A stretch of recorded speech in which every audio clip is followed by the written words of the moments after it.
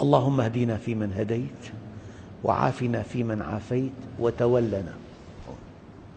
والله أيها الإخوة، المؤمن الصادق يشعر بجبر حينما يتابعه الله عز وجل. أخطأ، بعث له مشكلة، ما من عثرة ولا اختلاج عرق ولا خدش عود إلا بما قدمت أيديكم. بتكون عند الله بأعلى مستوى لما تشعر أنه يتابعك.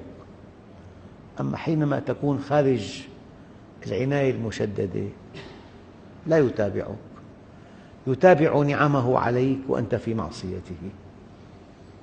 أما المؤمن يحاسب على النظرة، على الغفلة، على الكلمة.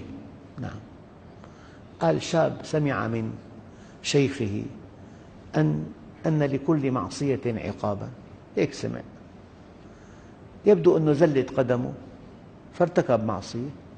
بحسب كلام شيخه هو ينتظر العقاب من الله.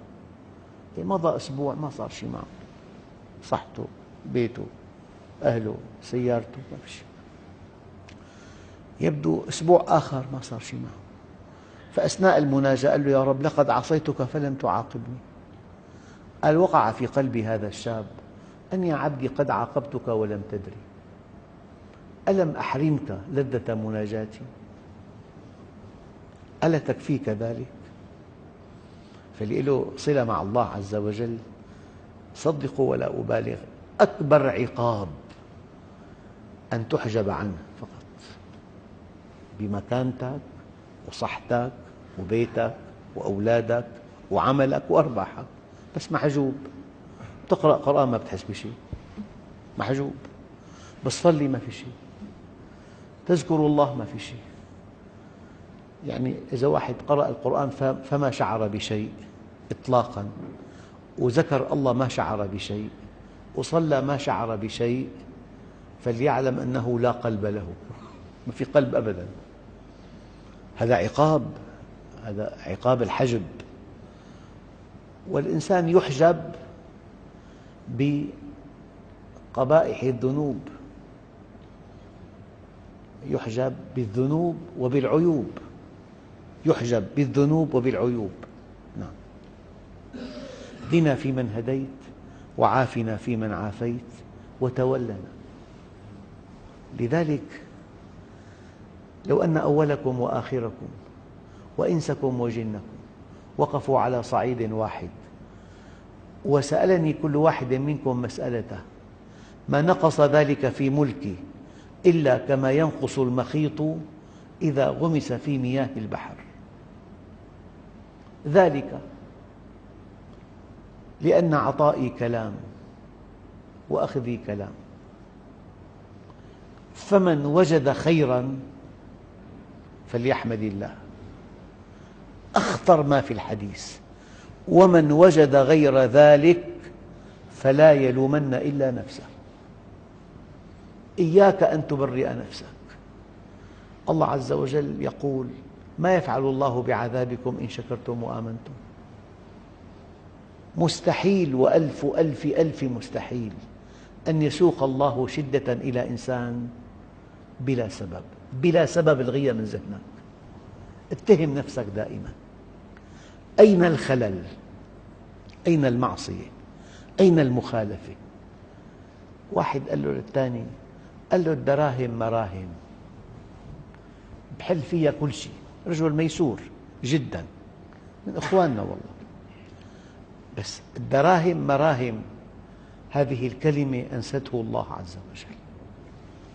وقع بمشكلة، قال لي 63 يوم بالمنفردة، وباليوم يجي هالخاطر شي 1000 مرة: الدراهم مراهم، تفضل حلها.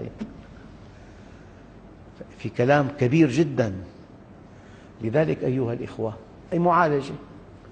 والله أخ يعني من أكبر المستوردين لقضية نسائية، سحابات، يعني أكبر مستورد، أقل صفقة 500,000 دزينة. اجت واحدة ما بتعرف أنه هذا محل جملة، قالت له: عندك سحابات؟ قال لها: قديش بدك؟ قالت له سحاب بدي. قال لها أعوذ، أنا ما ببيع مفرق يا أختي. ونهرها. يقسم بالله 53 يوم ما فات زبون لمحله، نشف دمه. قال لي هلأ بيع سحاب واحد. في كبر، لأنه فالله بيأدبك، بيتابعك. أيام كلمة قاسية، أيام موقف قاسي، أيام. والله أخ بيشتغل بكمبيوترات المعامل ودخله كبير جدا، في معمل وصاه، طلب رقم، قال له كثير، صار في مساومة مملة. قال له أنا مالي بحاجة إليك هالخبير، أنت بحاجتي، بتحب أنا جاهز. قال لي أنا كل عمري العمل بينتهي بساعة، ساعتين، 3 ساعات. قال لي أول يوم ما بين معه، ثاني يوم المبلغ على الإنجاز مو على الساعات. قال لي 9 أيام مغلق الطريق. قام طلب إجازة يوم، راجع نفسه لحتى انتبه شو قايل. قال له أنا مالي بحاجة إليك، أنت بحاجة إلي. في اعتداد. قام الله أغلق عليه الحل بعد ما تاب ودفع صدقة. بعدين ثاني يوم بساعة حلها. فانتبه، إذا الله عم يتابعك بتكون مكرم عنده كثير وفرح بحالك إذا في متابعة. إذا هاملك عم ترتكب كل المعاصي لا سمح الله والآثام، ودخلك فلكي ومبسوط وصحتك طيبة والضغط 8-12 وما عندك ولا مشكلة، هي المصيبة، هي أكبر مصيبة، ألا تتابع من الله عز وجل. الله